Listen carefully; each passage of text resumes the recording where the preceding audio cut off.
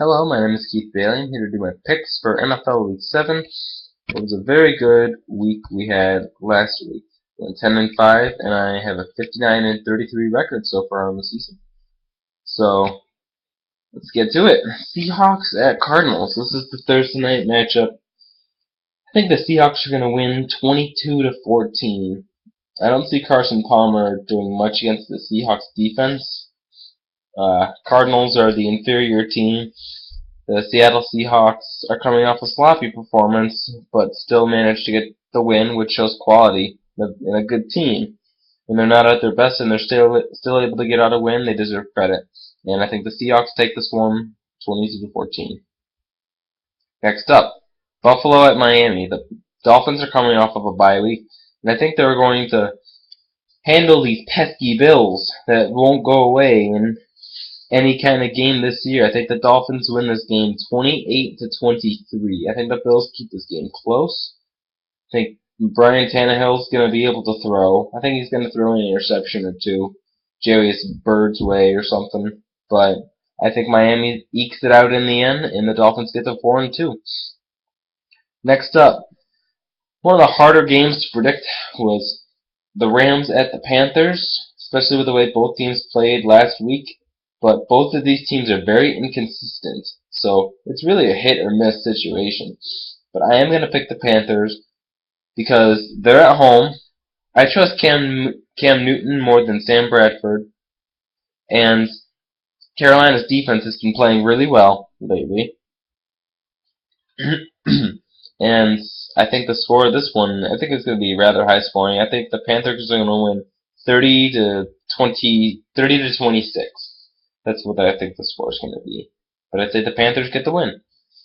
Next up, Bears at Redskins. Another game that I think Washington can give Chicago some trouble.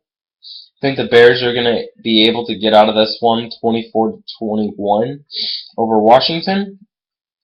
The Bears have that extra time to prepare, and they have a very stingy defense.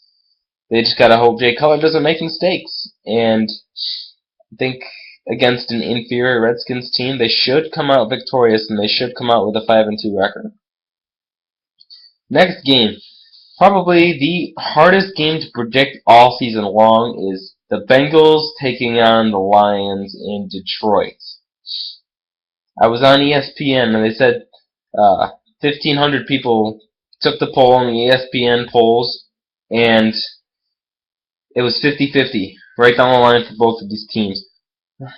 I might sway once or twice on this, but right now I am going to take Detroit because they have a very good offense. I don't think the Bengals defense is going to contain them. Cincinnati plays usually down to their opponents. Excuse me. I think the Lions take this game 28-24. I think Cincinnati stays in it for a while. Both of these teams are so evenly matched, it's not even funny. Alright. Next up, Dallas at Philadelphia. I think the Cowboys... I'm going to say that the Dallas Cowboys are going to win. I'm going to say it. The score will be... I think it's going to be pretty nice shootout a little bit. I think it's going to be 36-31 the final. The Eagles come up short at home. The Eagles have yet to win a home game. Actually, no, I'm not sure. I think Dallas gets the win, though. The Cowboys are a lot better team than I would have anticipated. They're better than their 3-3 record suggests because they played Denver very tough. They played Kansas City very tough. And in their other loss against the Chargers, they played tough as well. So Dallas is not an easy out, and I think they're able to beat an Eagles team that has had the luxury of playing two winless teams in the last 2 weeks. So I think the Cowboys get the win. Next up, Chargers at Jaguars. I'm going to say the Chargers take this one 24-17. That's right. I think Jacksonville is going to make it a one-score game. Over the last 2 weeks, the Jaguars have been figuring it out a little bit. They've been showing signs of life, and I think that those signs of life continue to show against San Diego, but I think San Diego's able to escape Jacksonville cross country. I think they're able to escape with a win. They should win. Next up, we have the Patriots at the Jets. I am going to pick the Patriots to win this game 19-16. New England's going to have a tough time against that Jets defense. But last time these two teams played, the Patriots won by 3, but their receivers made a lot of mistakes in that one. I think the Patriots get the win though, 19-16. Wait a minute, that's... I have a whole bunch of away teams winning, it looks like. Ah, that'll stop. Next game, Buccaneers at Falcons. That's where it stops. I don't think the Buccaneers are really going to do anything in this game. They're playing a pissed-off Atlanta team. I think the Falcons are going to win 31-13.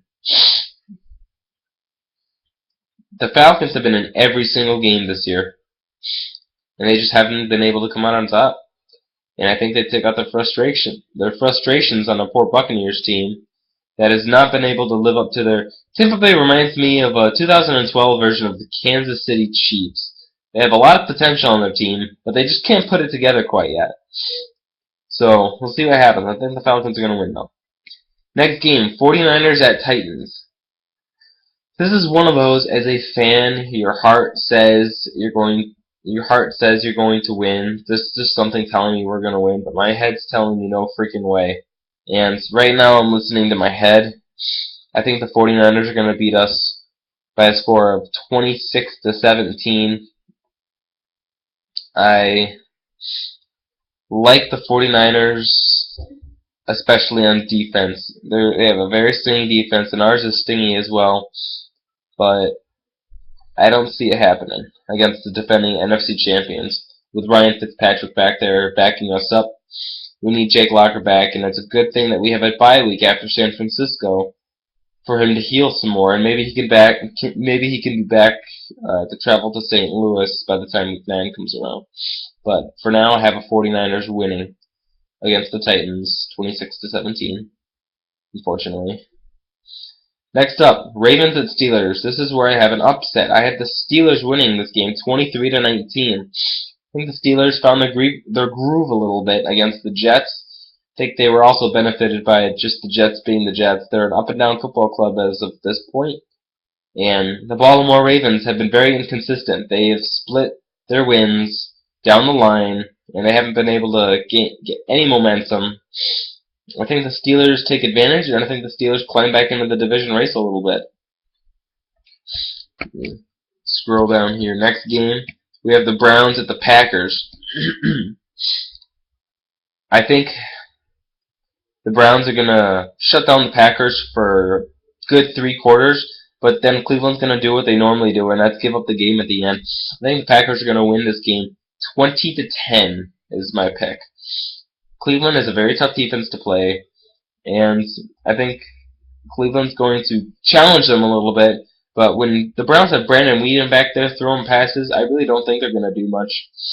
Sorry, Cleveland. It's just, you guys are a good ball club, you have a playoff caliber defense, but you have to get your quarterback situation figured out.